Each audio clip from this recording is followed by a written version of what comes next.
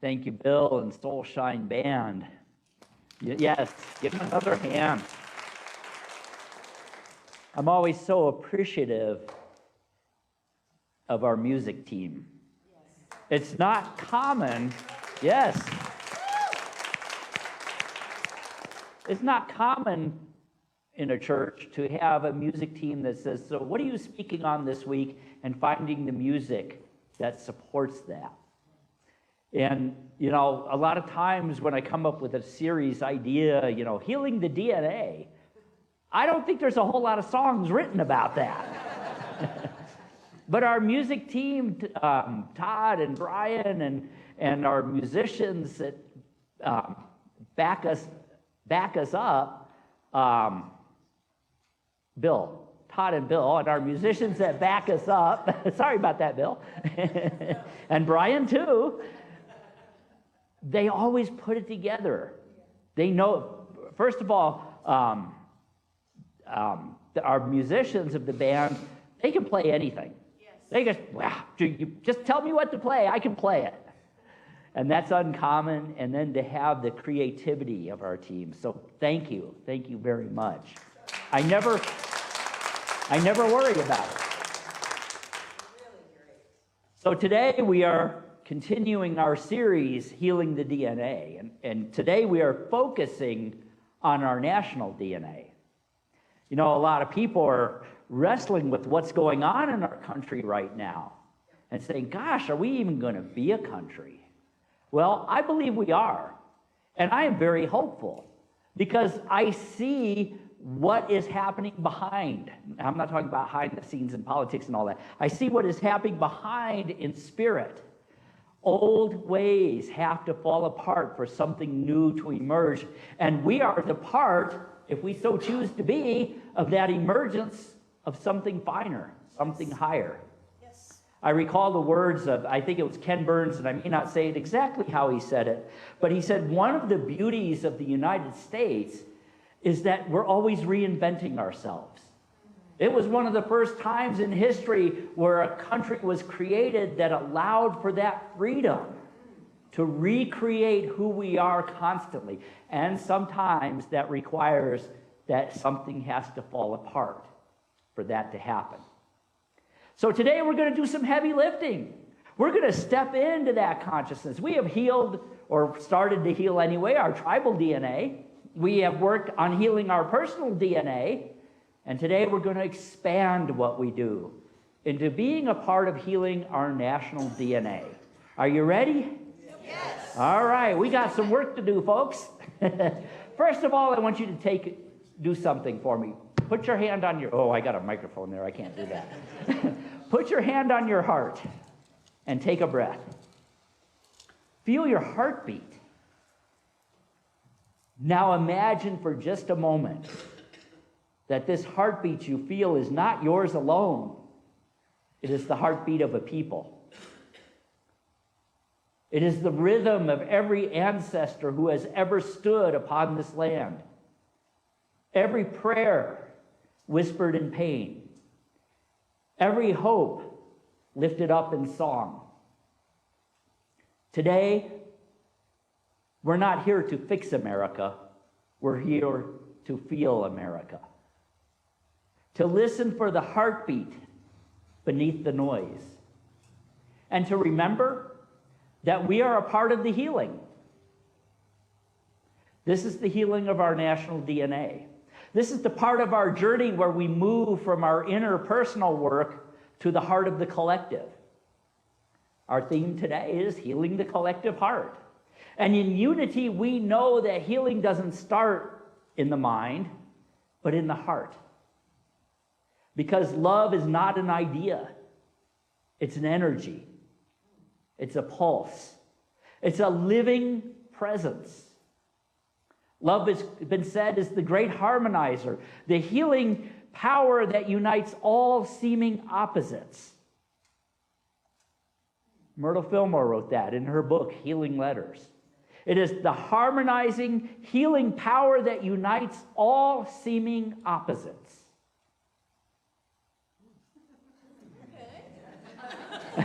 I guess that's Spirit's way of saying yes. We have a lot of opposite things happening in our world today and in our nation. But it can be healed. And it will be healed as we do the work. But we cannot heal what we won't name. Our national soul has known brilliance and beauty and advancement, but it has also known betrayal, fear, and pain. I see the light.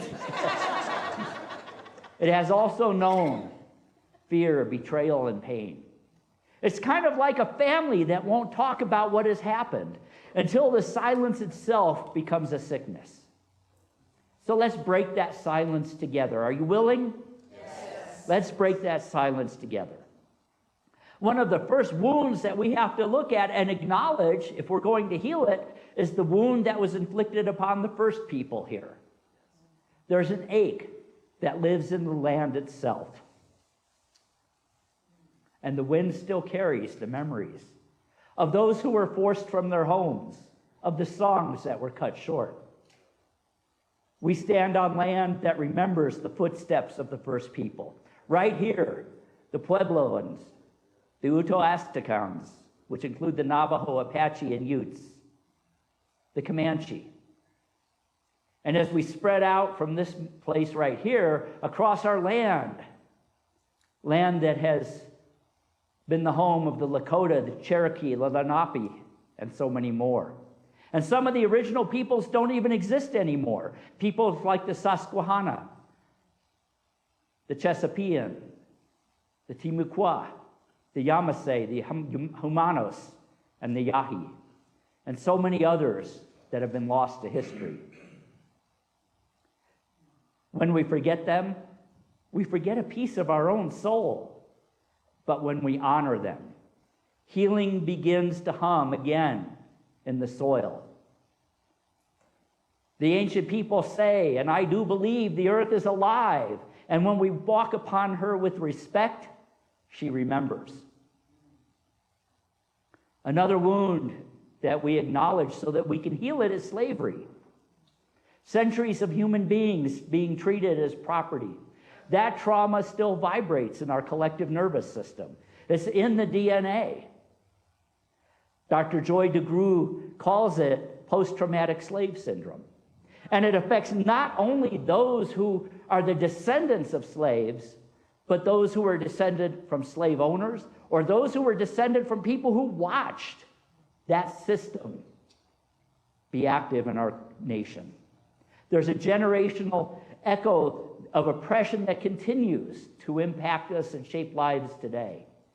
And yet, within that wound, there is a song, there is resilience, there is a faith that has refused to die, the spirituals that rose from the fields that were both lament and liberation. Out of bondage came a theology of hope. And another big wound that we have been slow to acknowledge, but that needs to be healed, is our addiction to violence. From our very beginning, our national story was written in struggle and defended by violence.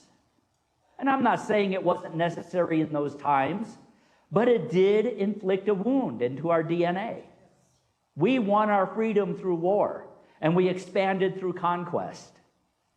And we have often glorified weapons as symbols of independence and power.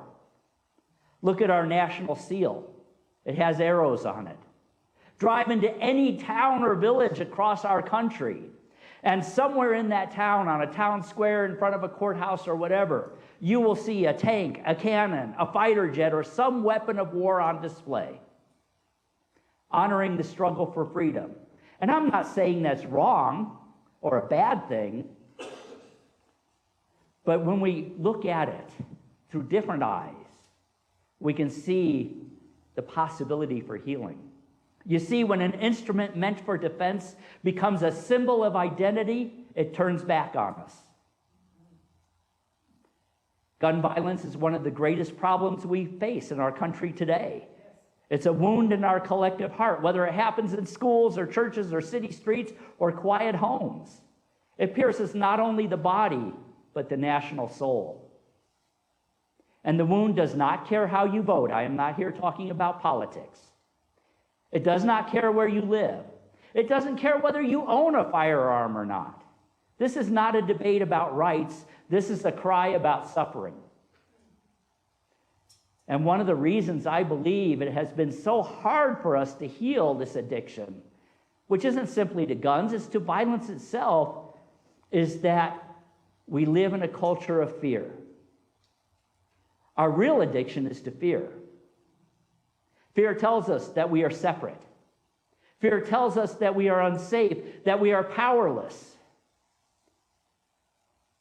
And yet in John, it says, perfect love casts out fear.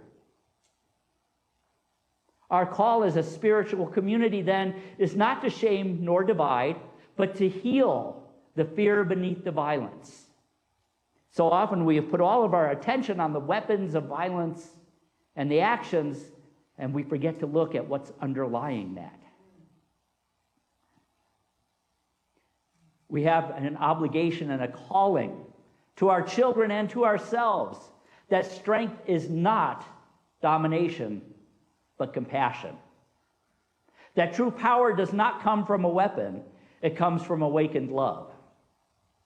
Non-resistance is the greatest power in the universe. Love, rightly directed, is invincible. Charles Fillmore wrote that in Jesus Christ Heals. Now I know this probably is touching a tender place in some of us. Many of us in this room probably grew up hunting or served in the military or maybe lost a loved one to violence. What unites us is not a policy or a law. It's a shared ache for peace. And that ache is holy. It's the soul remembering what the wholeness feels like. And finally, the wound that we need to look at is the wound of division and fear. The fear that makes neighbor turn on neighbor. The endless need to be right. Those are not new. They're echoes of the unhealed DNA repeating itself. But Charles Fillmore said this. He said, every experience is a stepping stone in spiritual unfoldment. So we can see these experiences as stepping stones for a greater unfolding. Let me ask you something. What if our national wounds are not curses, but invitations? Invitations to remember who we truly are. A people capable of love, capable of compassion, and capable of renewing. I do believe we are. We have shown great love. We have shown great compassion. We have shown great renewal time and time and time again through our national history. And now we are called to be a part of that. Continuing healing, more compassion, more love. Science is catching up with us. Mystics have always known that the heart has its own intelligence. And science now says, guess what? The heart has its own intelligence. The Heart Math Institute has discovered that the electromagnetic field of your heart is 5,000 times stronger than that of the brain. Yeah, whoa, you're right. And that when we cultivate feelings of gratitude and compassion, the heart rhythms synchronize. They literally entrain one with another. Imagine a nation. Imagine a nation learning to beat together in rhythm and harmony again. Epigenetic research shows us that trauma can mark our DNA, but it also shows us that love can as well, even more powerfully. That joy and safety causes ourselves to remember that they are more than they have become. To remember that there is that in every cell in your body. We call it the God spark, the God consciousness, call it the Christ consciousness, call it whatever you want. Every cell has it. And that consciousness knows love. It knows compassion. It knows harmony. So when we practice these things, when we practice forgiveness and compassion and prayer, we're not just being nice, we're recoding the field. We all have heard, thoughts held in mind produce after their kind. Thoughts held in your mind produce in your own body, and it produces in the field around you. Each thought of unity and peace is a small act of national healing. You know what this means? This means that your prayer matters. Your kindness ripples through the web of the nation, through the DNA of our nation. This isn't as much a talk about America as it is a talk about us, because we are America. The Christ within each of us, the healer, the harmonizer, the reconciler, springs to life when we're in this awareness, this consciousness. When we awaken to the truth, we become the nation, we become the medicine our nation needs. Our second principle in unity declares, our essence is of God, therefore we are inherently good. This God essence was fully expressed in Jesus the Christ as a model for what we can be as well. Jesus wasn't a guy 2,000 years ago who said, look at me, I've got it. Someday maybe you will too. He said, no, do as I do, follow me. You are no different than me. I am no different than you, except maybe that I've accepted this truth. Beneath all of the fear and all of the conflict, goodness wants to be remembered. So our task is not to fight the darkness, because fighting is a form of violence. You know, we say things like, I'm a prayer warrior. Stop it. The word warrior invokes war, it invokes violence. I can be a prayer worker. I can be a prayer light bringer. I can be a prayer holder. Let's change that warrior mentality to a lover mentality. Fighting is a form of violence, but our task is to shine so brightly that darkness dissolves. Jesus said, blessed are the peacemakers, for they shall be called the children of God. You know, we had all those Beatitudes with all the different things, but I think the most important one was that one right there. Blessed are the peacemakers, for they shall be called the children of God. And he was drawing on older teachings. In Psalms it is written, create in me a clean heart and renew a right spirit within me. In Corinthians, Paul wrote, let all that you do be done in love. And even in the Dhammapada it says, hatred never ceases by hatred. By love alone is hatred healed. Those aren't slogans. They are spiritual technologies for healing the nation and the nations. When we affirm there is only one presence and one power active in the universe and in my life, God the good, we declare that there is no them in us. There's only facets of one presence. Every time we see another human being through the lens of compassion instead of judgment, we stitch another thread into the wound to heal it. We can transform by the world when we can begin to see every human being as Christ expressing.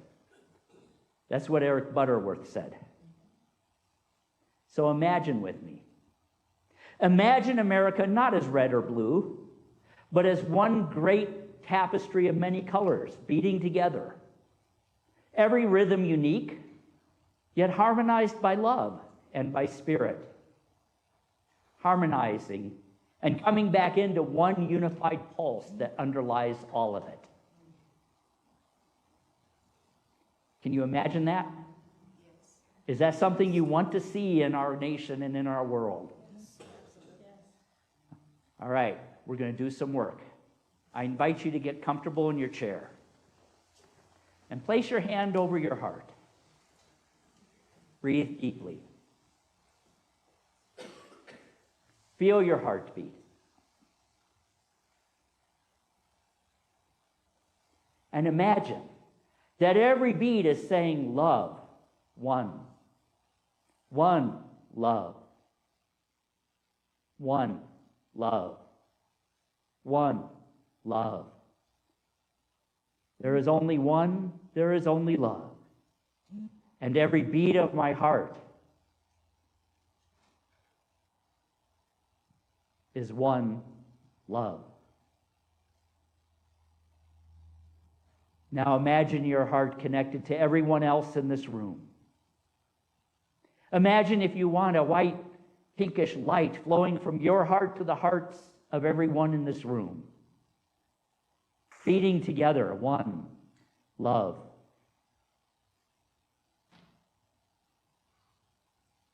One love. Now imagine those connections expanding out into the city, across our state, and finally across the entire United States.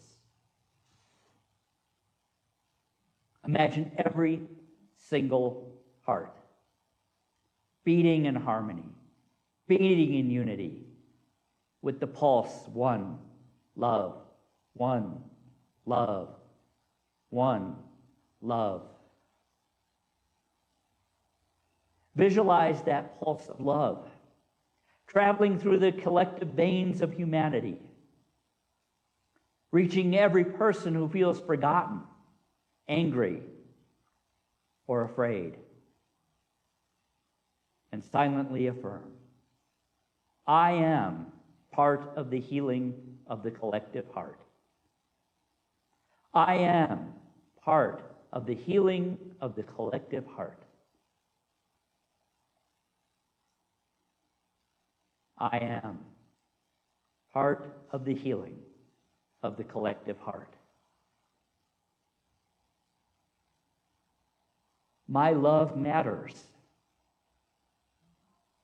My love matters.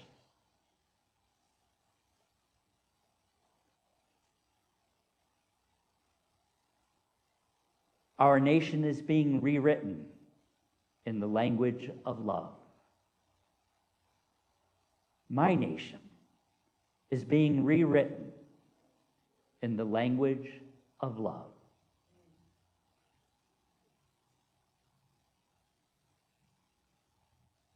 Imagine one heart made up of 300 million people. In this place, this consciousness, this oneness, there's no separation. There's no them and us. There's no red and blue. There's no rich or poor. There's no straight or gay. There is only the one. One heart. One love.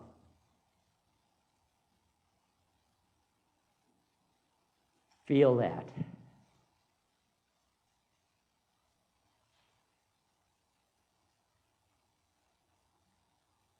Let it fill you.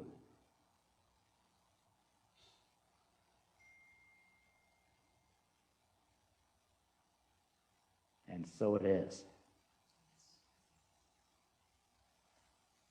So today we have looked at our national wounds. And we've heard both science and spirit whisper the same truth.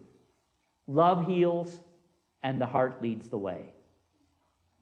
Next week, we'll wrap this series up with healing our soul DNA, living in wholeness, because that's where everything, the personal, the tribal, the national, comes home to the eternal soul. And as I said, following the service will be a special time of meditation and healing. Healing our tribal DNA, healing our personal DNA, healing our national DNA, and healing our soul DNA.